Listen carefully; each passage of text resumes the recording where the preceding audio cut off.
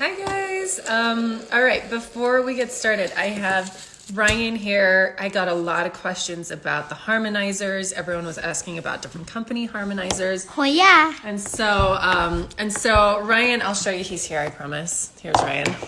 There he is. And I'm just going to introduce what we're talking about while more people jump on.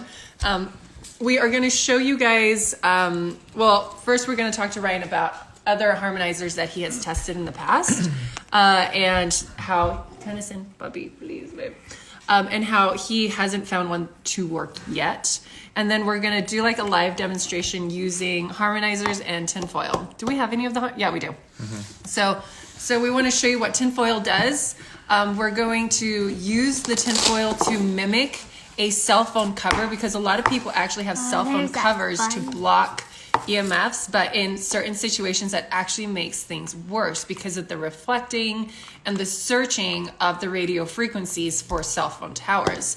So when you have to make the cell phone work harder to find the tower, then it emits a stronger radio frequency. So we're going to try and demonstrate that for you guys today. And so Ryan, let's talk really fast. Hello. Let's talk really fast about all the harmonizers that you have tested in the past. Have there been any that have worked? Yeah, so I'd say about 80 to 90% of the assessments I do, they have some sort of a harmonizer or a neutralizer or a pendant or some absorber. And I haven't found one yet that works at all. In fact, a majority of them make the problem worse. Right.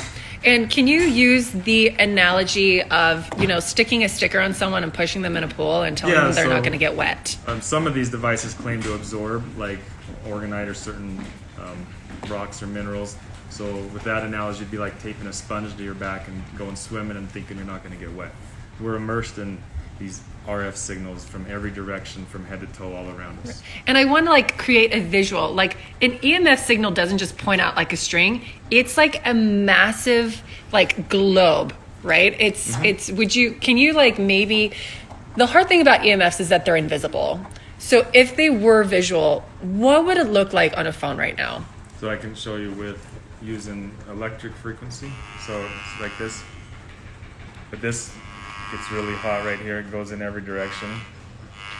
But if we use the RF meter, which is a different type of EMF, then it will radiate out up to 10, 15 miles. Okay. So really big, right? So you did, what was that one? Electric? Electric fields. Electric fields and this radio frequency. And so, like you said, 10 to 15 miles.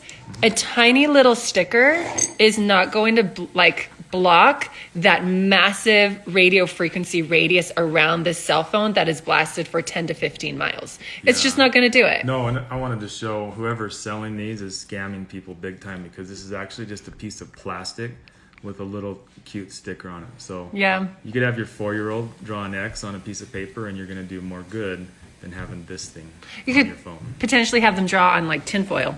Well, tinfoil would actually do more than this. This is just paper and a little piece of plastic. Right. And a graphic on it. That's all that this is. One of the other ones that you broke up, and we were looking inside of it, and it was plastic. Yeah, I was expecting to see some kind of circuitry or some mineral or something. It was just plastic nothing. And paper. Yeah.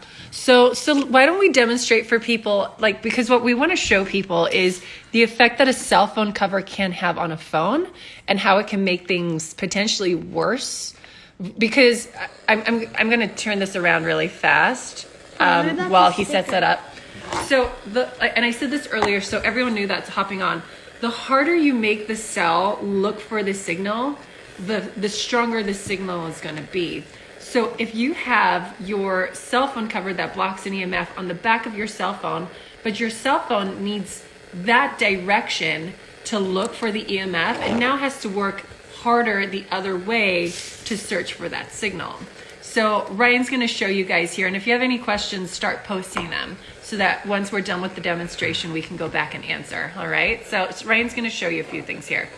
Okay, you want to come around where you can see Great idea. What about the sticker? All right. So we're making a phone call right now. So we're calling Tristan. Yeah. 70,000. Jump around a little bit. So they want to be looking at the peak, right? The very top number, the peak number. Mm-hmm. Yeah. So it's going down when we put that on, right? Yeah, when we put it on, it seems to go up a little bit. When we pull it off, it drops down. See the 20, I see. 20, Okay. and it goes And up then around 90. And see, it's jumping around a little bit, but the overall is that it goes down. It goes up when we put the tinfoil over it and act like a blocker.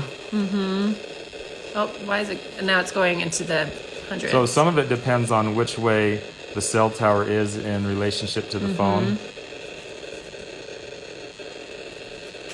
And it could be that because we're so close to Tristan, that it's not having such a massive effect, right?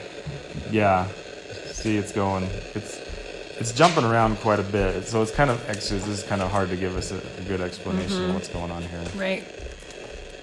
What if you wrapped it around the phone? There you go. Because a lot of people have phones wrapped in tinfoil. So, phones see how- wrapped in a so blocker. Now let's see how it goes Now- up to the 400,000. Now that is a massive difference, right? Yeah. The cell phone's working really, really hard. Oh, we're almost in the millions. Yeah. See how the cell phones are working really hard to get Yeah. a signal. Now we're in the millions. And then let's take this off. And now it's And then less. the cell phone has to work a lot less. So Yeah. so let's demonstrate again for a cell phone cover that covers the phone and covers the EMF.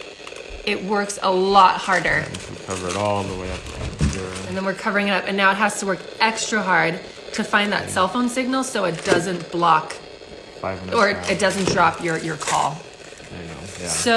So would you tell people that they really don't need, like, you don't even have a cell phone protector? No. The best way is to put on airplane mode. If you need to make a phone call, put it on speakerphone and set it away from you. Okay. Let's demonstrate with the piece of tinfoil versus this for electric fields. Okay. So do you want to? Yeah. So I'll do it. So show us the. So we got a sound.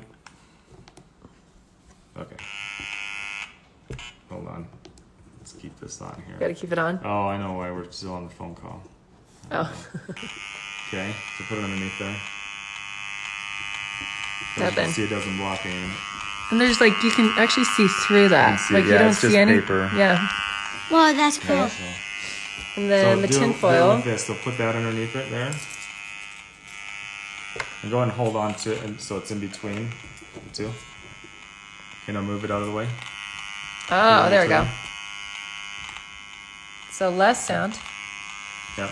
So your 1 cent piece of tin foil is actually doing more than this Than the $5 or $7 sticker. Yeah.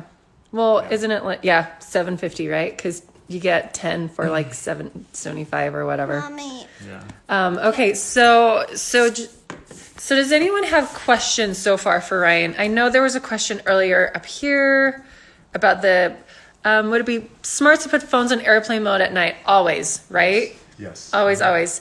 Curious about the popular cell phone cover that reduces EMFs. So as we just demonstrated, it more than likely is going to cause the phone to have to work harder because it's blocking the signal that's going to the cell phone tower. So So it's going to create more. It's usually, in my experience from measuring, it creates more EMF.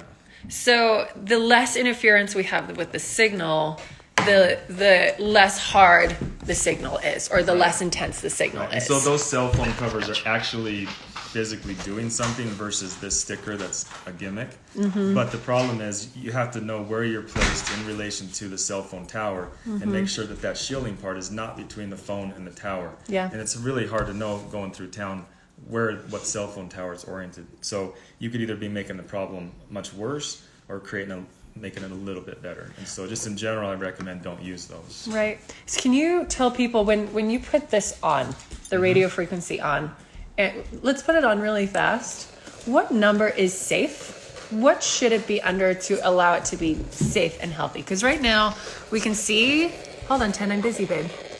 So right next to the phone, we're at 90, 180,000. And are you making a phone call right now? No, what's happening is probably my apps are downloading. updating. Yep, Instagram, Facebook, messaging, they're all updating and transferring data in the background. You can see that going on here. So when it jumps up in numbers, it's downloading data. Yep, it's downloading data right now.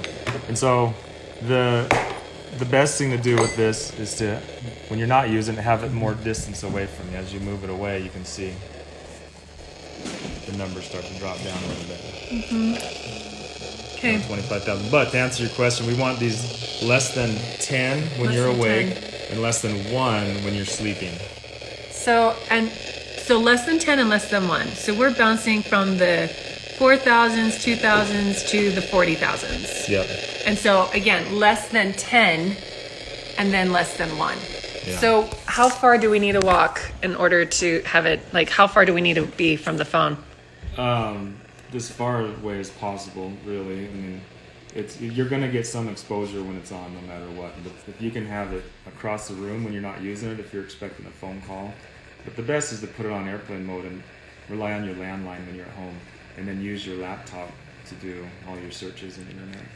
That's ultimately the best to get your lowest exposure. Okay. Are wired headphones safe when we can't use speakerphones? So at least the phone isn't up to our head. Yes. Okay. Mm-hmm. Yeah, because the antenna is right here in the phone. And so you have it up to your ear, then you're getting the most exposure. But if you have it here on the tabletop and you have a cord running, or you're in the car and it's up on the dash, then you're certainly getting a lot less exposure that way. Awesome. Okay, hopefully this demonstration was really helpful, you guys. Again, So you have the challenge. Oh, yes. What's the challenge, Ryan? So the challenge is for any of you people out there that are watching this that make these or sell these, we would love to test them live for you. And if they actually really do work, then we will promote these products for you and sell them for you. If not, then we need to let people know that they're not working, and maybe you should not sell these and make these. Right. Because you're ripping people off. And that's probably one of your biggest annoyances with the EMF world is that most people don't understand what's going on, and people are selling us, the consumers that don't know anything, products that do not work. And it's interesting because this demon here is invisible. So they're saying, I have an invisible blocker for you that works, and we have no way of seeing if it's working or not because these are all invisible frequencies. Right. Or challenge them yourself. Show me the proof on science. Show me the meters. Let's see some experiments, not just some big fancy words. And the reason I don't like these as much as when I go out to do these assessments, I see people that truly are sick, that are getting affected by this, that think they're being helped by this stuff. Right. And these devices are not working. Not only that, and some people are spending thousands of dollars on this stuff. They are. They're just wasting their money when they could be putting that money towards actual effective ways to reduce EMF exposure. And here's the thing too, I think about, and correct me if I'm wrong, but about the harmonizers and stuff, like people have these big coils in their rooms and these big whatevers, and it's supposed to like harmonize or change the frequency of the EMF. It's not. It's not. You can't do that, because if it did that, you would be dropping cell phone calls and you won't be getting texts left, right, and center. Your equipment wouldn't work. Nothing would work. Right. Your signal would be like near to dead. Yeah. And so that's how you know that it's not working, is because if you're having a true blocked EMF signal, then you are not receiving data. Yeah. And another thing, if these devices truly did work, that whoever invented that would be a billionaire right now. Because in the industrial industry, I used to work for Department of Energy in the nuclear. Any applications for a device that can block EMF, because a lot of these sensitive experiments they have to do way underground in shielded rooms to block and neutralize these EMFs. And so if there really was a device or a little sticker that worked, they would go into the industrial industry and make billions of dollars. Exactly. So there you go, guys, straight from the horse's mouth. Ryan, thank you so much for showing everyone this. This was really, really helpful. If you guys want more information, I have past posts and interviews with Ryan. I will post on my stories later today. So thanks, guys. Bye.